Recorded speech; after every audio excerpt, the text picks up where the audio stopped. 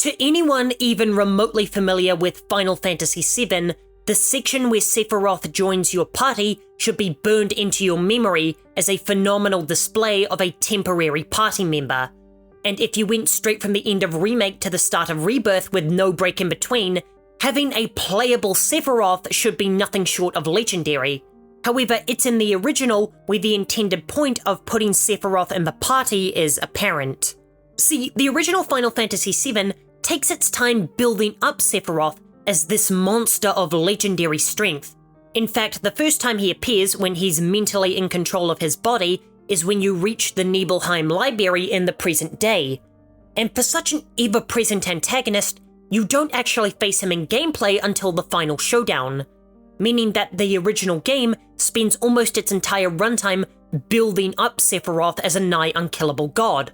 And what better way to establish Sephiroth as a monster than by putting him in the party and letting him decimate every foe he comes across, starting with the enormous dragon that attacks you at the beginning of the flashback, which can annihilate Cloud in a single strike, whilst Sephiroth brings down the most imposing foe the game has thrown at you so far with a mere 2 standard attacks.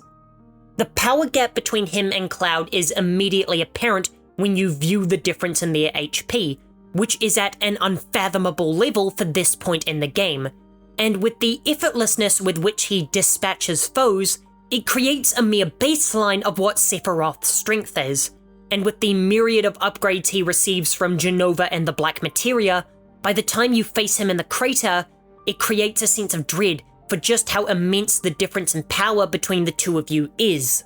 What this section also does is humanize Sephiroth to us, and makes us understand how, for all the despicable atrocities he committed, he's still a victim of tragedy. Until this point, Sephiroth has been a whisper on the wind, an unseeable force that has the power to assassinate the president of Shinra in his office. So you're rightfully expecting him to be a terrifying character with unmatched power.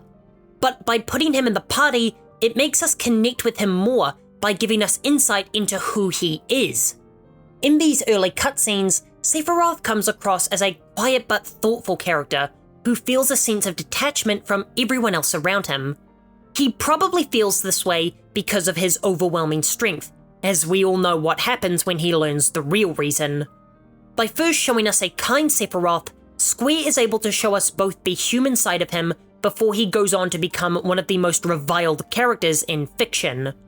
So to say I was deliriously excited to see how Rebirth handled this immense power gap would be an understatement, and holy hell did they screw this up.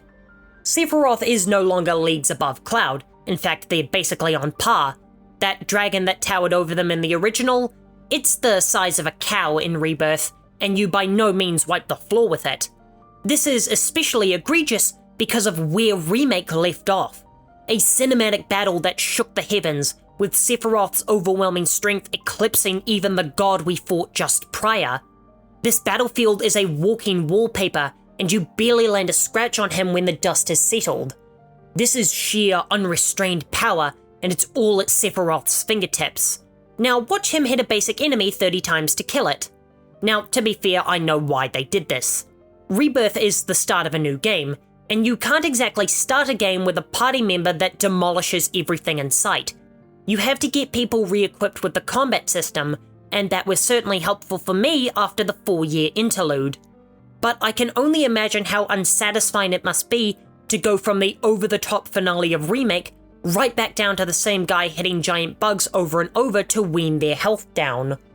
Also, due to the changes made in Remake, you're well acquainted with Sephiroth's monstrous side before even getting a whisper of his human side, making this Rebirth section honestly jarring, as his calm nature seems so alien based on what we've seen this interpretation commit. But it's completely understandable that these changes were made, because the Remake trilogy is an entirely different beast to the original game. Some parts of the remake, like the bombing mission and Golden Saucer, are infinitely better with the ultra-high budget quality, and the changes to the story mean that some moments like the Nibelheim flashback just aren't going to hit as hard.